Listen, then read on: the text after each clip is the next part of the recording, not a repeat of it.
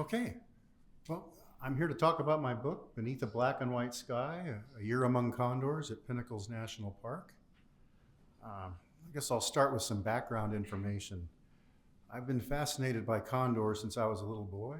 I remember being 7 years old, my grandparents taking me and my brother down to Disneyland for the first time. And to be honest with you, I couldn't care less about Mickey Mouse or rides. I was aware that condors flew over the mountains of near Los Angeles, and I remember driving through the grapevine and looking up and looking for condors. And needless to say, not surprising, I didn't see any. That would wait.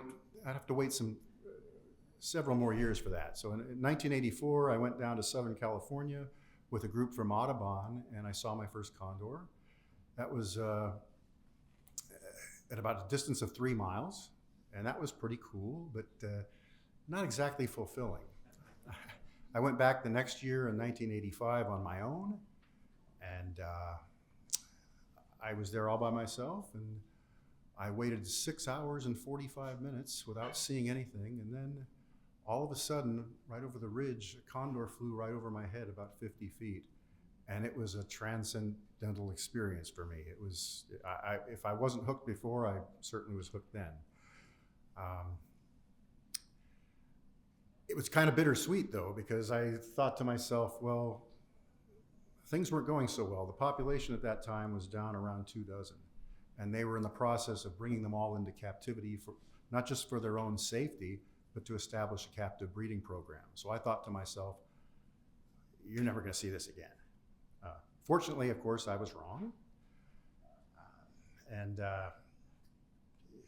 the 1990s, they began re-releasing condors, first in Southern California, but our story would start in Big Sur, when Ventana Wildlife Society began releasing birds there. And in 2003, Pinnacles was selected as a second site in the region, and the Central California flock was established. So they started releasing birds there in 2003 on an annual basis, and I think I went to every one. They used to be open to the public. So then around 2010, there was an email looking for volunteers to serve on the Condor Project at Pinnacles, and I jumped all over that. So I basically have been at Pinnacles since 2010, coming in a couple times a week, weather permitting. Been there ever since. So how the book came to be was about this time of year in 2016, I'd finished my first book, and that was enough of an ordeal. I was I was done writing. And so I had a good friend come up to me and say, well, what's your next book about? And I looked at her and said, it ain't gonna be no next book. I said all that I had to say in the Diablo Diary. I got nothing left to talk about. Even if I did, what could I talk about with any degree of authority? She looks at me as if I'm crazy, and she goes, Joseph, you could write a book about condors. And I looked at her and I said, nah. There's at least a dozen books out there about condors. The world doesn't need another. Okay, so I went home and I thought about that, and I said, okay, yeah, there is a lot of books out there, but there was never a book written by an ordinary field person. The books that were written by people who were running the Condor program, or by journalists who had access. So I thought, yeah, okay, maybe there is room for something that I could write. I thought, well, and also I also thought about a little bit different format, like taking 1 year on the project. So basically, that's what I did. I would go home at night, starting January 1st, 2017. I'd write up my field notes, and that's how it started. Now, field notes do not a book make. I can guarantee you there is nobody in this room who's going to want to sit through 80 entries of my field notes. Caitlin's probably the closest that's come to that. But yeah, field notes can be very tedious. So I had to try to find a way to make this as compelling and interesting as possible. So what I did was, I basically talked, the early parts of the book are largely explanatory because releasing condors is a very complicated procedure. It's so much more than just letting the birds go and seeing where they go and how they do things. There is a lot of work behind the scenes to that, and the public has an appetite for that. I get asked questions. There are people who will sit with me and talk for an hour or two, asking question after question about what we do and how we do it. So basically, I'm explaining all the ins and outs of what we do, mostly in the first half of the book. In the middle of the book, I spend some time talking about lead poisoning, which is the biggest impediment to condor recovery and is the biggest source of mortality. So I thought there was a good need.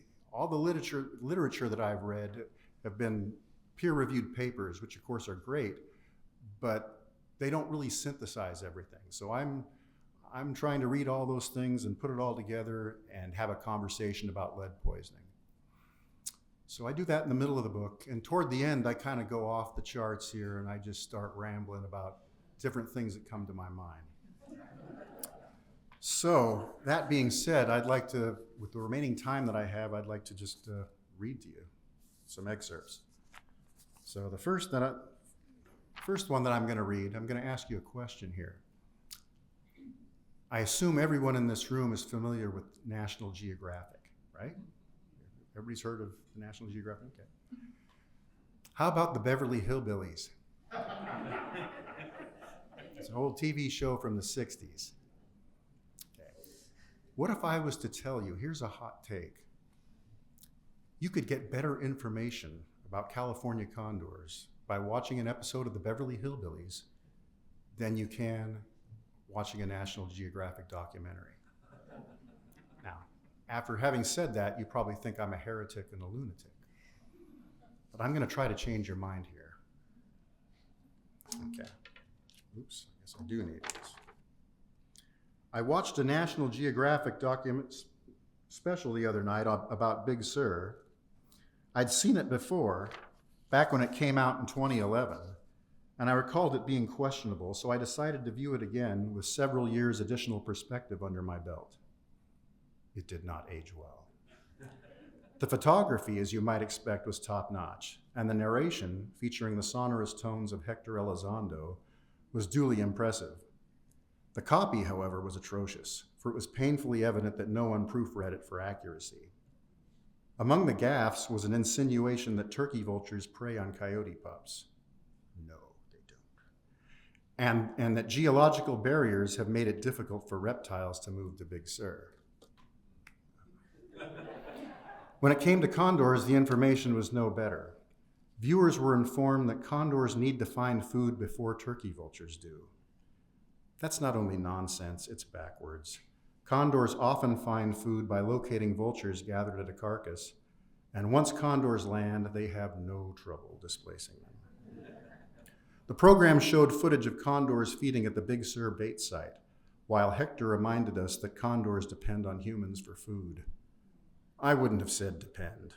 Benefit from would have been more accurate. Then this inexcusable statement, quote, condors will never fully recover unless they learn to find their own food. Allow me to break it to Nat Geo. Condors are plenty capable of finding food. That bizarre statement would have you believe that starvation is the major obstacle to condor recovery. It also shifts the blame from humans onto condors for their condition. But for all the inaccuracies, the most aggravating was the documentary's baffling refusal to address lead poisoning. Millions of people may have viewed that documentary, and for many it might be the most detailed information they have ever received on condors. That's scary. A viewer might come away thinking that condors are overmanaged, too dependent on humans to survive on their own, and therefore not worth restoring. Meanwhile, their gravest threat was never even mentioned. I had to get the rancid taste of that documentary out of my mouth, and I found something in the most unlikely of places, a 1964 episode of the Beverly Hillbillies. Now, when I was in grade school, I watched reruns of the show when I got home, and somehow I remember all these years later that there was actually an episode featuring California condors. Funny how I can recall a half-hour TV show I saw 40 years ago, yet forget the password I created last week. The episode features Miss Hathaway and Professor P. Casper Biddle, played by Wally Cox. They belonged to the local chapter of a birding organization that was a parody of the Audubon Society and were dressed in uniforms that made Mr. Rogers look hip. They dropped by to visit the Clampetts and spoke with them, with Granny and Uncle Jed.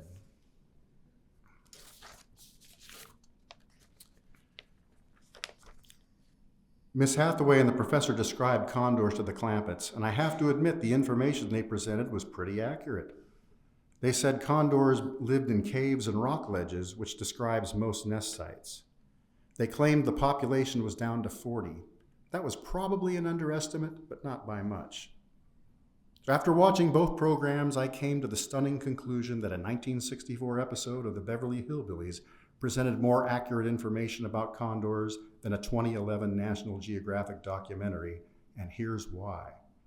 While arguing on behalf of condors, Miss Hathaway listed the threats they faced, claiming they were, quote, shot at, harassed, poisoned.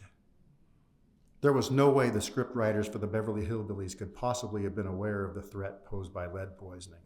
The first necropsies linking lead to condor deaths were 2 decades into the future. It may have been just speculation or a semi-educated guess, but it was remarkable that the Beverly Hillbillies, in 1964 no less, alerted the public to the idea that condors were being poisoned. It was both remarkable and regrettable that in 2011, with 3 decades and a mountain of data behind them, that National Geographic did not. So, how much time do I have? Okay, I'll go with another reading then here. Kind of along the same lines, kind of out in left field a bit. If I've heard it once, I've heard it dozens of times.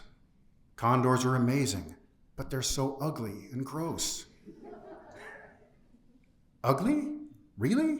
Why? Because they have no feathers on their head? Come on, people, you're better than that. I happen to be, shall we say, a little thin on top myself, so take my opinion with a grain of salt. But declaring condors ugly because they're bald is a weak take. There are a lot of other apt adjectives to describe how condors look. The red eyes make them appear menacing, while the black plumage gives them a gothic air. But ugly? Hell no. Condors aren't ugly, they're striking.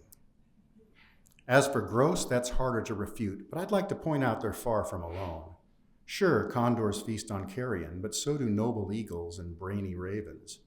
Bears and coyotes are more than happy to gorge on overripe carcasses, and even ground squirrels partake in roadkill. And if you own a dog, don't you dare call a condor gross. Place a calf carcass in your backyard and just watch what Mr. Belvedere does with it. At least condors wipe their faces after eating.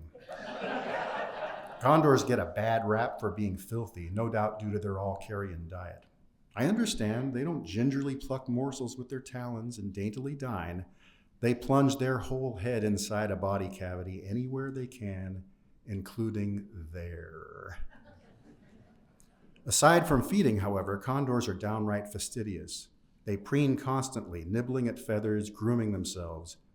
Immediately after feeding, it's typical to see a condor rub its head against a branch or the ground to wipe away the residue. And I have to say they do a better job of that than some people. Quite a few guys with beards could do well to follow the examples of condors. But above all, condors are serious bathers. They don't just dip their feet in, they submerge themselves completely.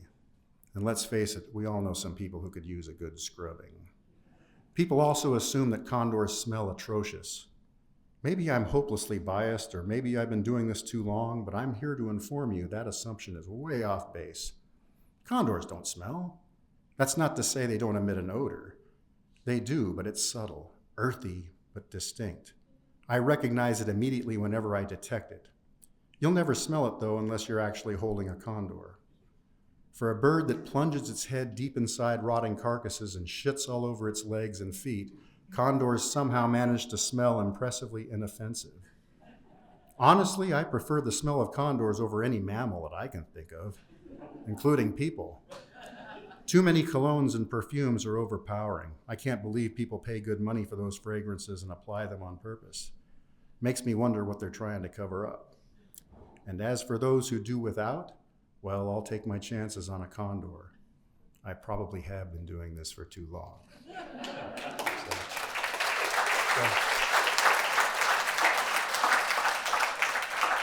So that's about all I got, but before I open for questions, I wanted to thank Save Mount Diablo, not just for allowing me to talk about my book, but also for the work they're doing for our condor program at Pinnacles and for the Diablo range in general. I'd like to thank Megan Nico as well. She's the illustrator. She's a fantastic artist, and you can find her at 7ravenstudio.com. And questions? Okay, I'll be available at break if you... Before you get off then, your reference to the Beverly Hillbillies is so spot on. This probably says something about my age, but what a great memory. I can't get out of my head now. Miss Hathaway in her uniform. Oh, yeah. Yeah, it's just... I remember it too. Cool. Your grooming is impeccable too. It just, yeah. Where can someone find a copy of your book? Basically on Amazon. We're trying to get, it should be available pretty soon in the Pinnacles bookstore. Also at the Henry Coe bookstore, there's maybe as many as 10 left. I gave them 10, so there might still be 10. So that's all I got. Okay, thanks.